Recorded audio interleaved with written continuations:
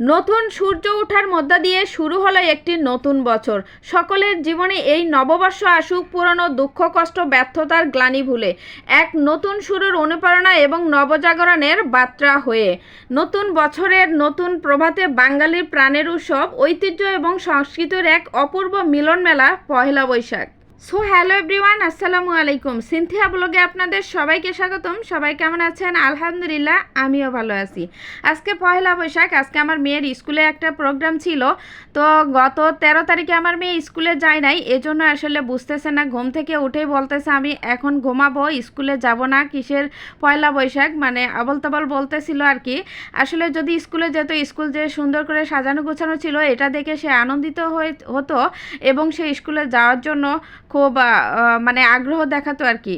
তো যাই হোক, মেয়েটা ঘুম থেকে উঠেছে 10:30টার দিকে, সে কিছুতেই যাবে না। তারপরে বললাম তোমার ফ্রেন্ড সার্কেল সবাই গেছে, দেখো বের হয়েছে। অনেক কিছু বলার পরে সে রেডি হলো। তো যাই হোক, অনেক দেরিতে আমরা চলে গেছি, প্রায় 11:30 বাজে।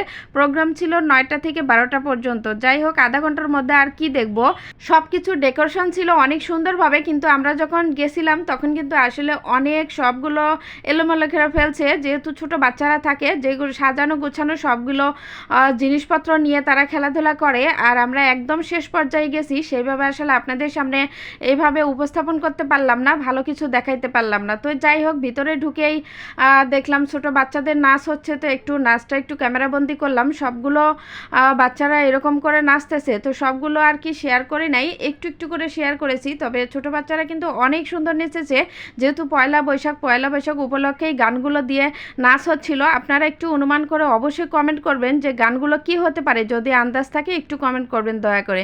তো যাই হোক, বাচ্চাদেরই আসলে আনন্দ, এই আনন্দের দিনে তারা অনেক নাচানাচি করেছে। আসলে বাচ্চাদের আনন্দই হচ্ছে আনন্দ। আমরা বড়রাও কিন্তু এই পয়লা বৈশাখে কম আনন্দ করি না, সবাই মিলে কিন্তু অনেক আনন্দ করি। তবে আমাদের চাইতে বাচ্চারাই কিন্তু আজকাল অনেক বেশি আনন্দ করে। তবে একটা সত্যি কথা কি, স্কুলে কিন্তু এখন অনেক প্রোগ্রাম হয়।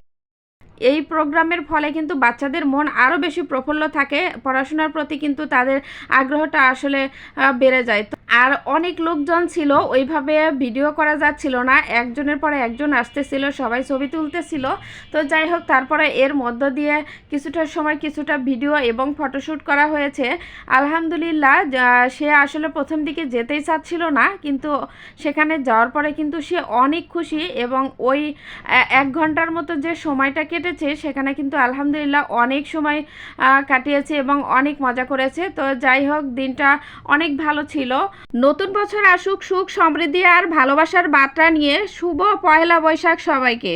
জানি না আপনাদের কাছে ভিডিওটা কেমন লেগেছে, যেহেতু আমরা শেষ পর্যায়ে গেছি আর সেই মুহূর্তে এতটা ভিডিওটা সম্ভব হয় নাই করা, তাও হোক যতটা সম্ভব হয়েছে সেটাই শেয়ার করেছি। আমরা যখন বাসার দিকে চলে আসলাম তখন প্রায় দুপুরবেলা, দুপুরে খাওয়া দাওয়া করে যখন মেয়েকে ঘুমাতে যাচ্ছিলাম তখন প্রচুর বৃষ্টি হচ্ছিল।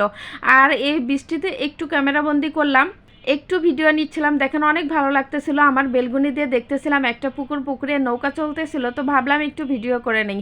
সকাল থেকে কিন্তু প্রচণ্ড রোদ আর গরম ছিল, কিন্তু বিকালের এই বৃষ্টি এবং আবহাওয়াটা কিন্তু অনেক ভালো লাগতেছিল এবং ঠান্ডা ঠান্ডা পরিবেশ। আলহামদুলিল্লাহ, দিনটা অনেক ভালো কেটেছে। তবে আজকে এ পর্যন্তই, আপনাদের সাথে দেখা হবে অন্য কোনো ভিডিওতে। সে পর্যন্ত সবাই ভালো থাকবেন, সুস্থ থাকবেন। আল্লাহ হাফেজ।